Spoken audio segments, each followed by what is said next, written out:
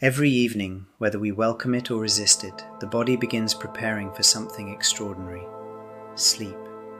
A state so familiar that most of us rarely stop to think about it. And yet, for roughly a third of our lives,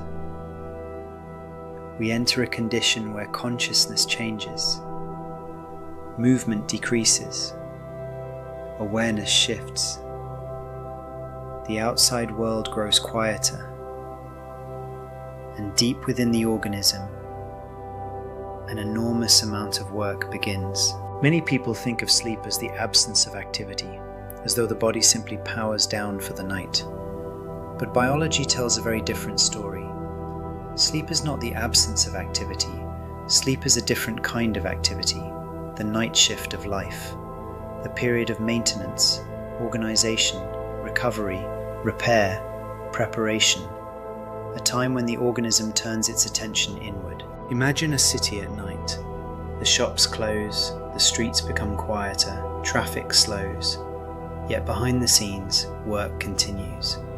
Roads are repaired, systems are maintained, supplies are moved, infrastructure is checked, preparation begins for the following day. The body behaves in much the same way. While conscious awareness retreats, countless processes continue. The nervous system reorganizes information. The immune system continues its work. Hormones shift. Cells repair. Resources are allocated. Memories are processed. The organism prepares for tomorrow. Again and again. Night after night. Year after year. One of the most fascinating aspects of sleep is memory. Every day we collect experiences, conversations, images, sounds, emotions, observations. Information floods the nervous system. Sleep appears to help organize that flood, sorting, prioritizing, integrating, determining what may be useful moving forward. The body does not simply remember. It curates, it edits, it organizes. This is one reason a difficult problem can sometimes appear different after a good night's sleep. The challenge itself may remain unchanged, yet the organism meeting the challenge is changed.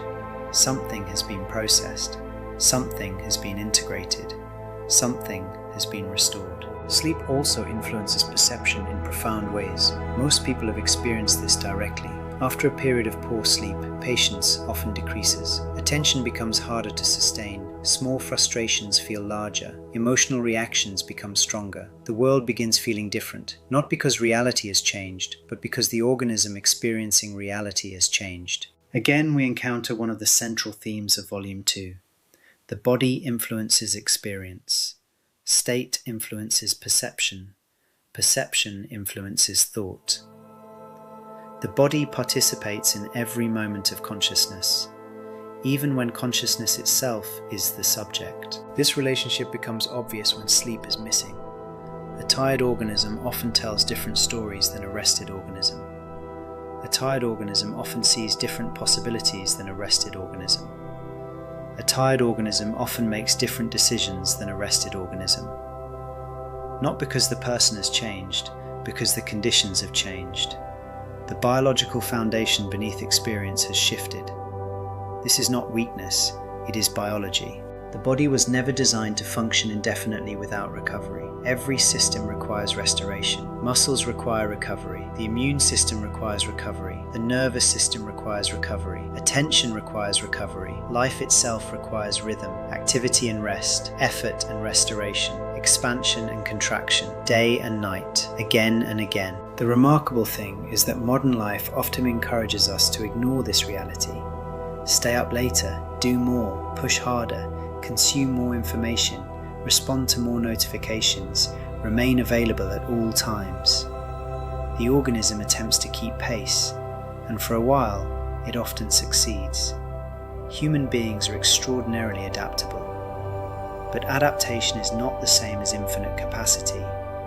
Eventually, the body asks for what it needs: rest, recovery, repair.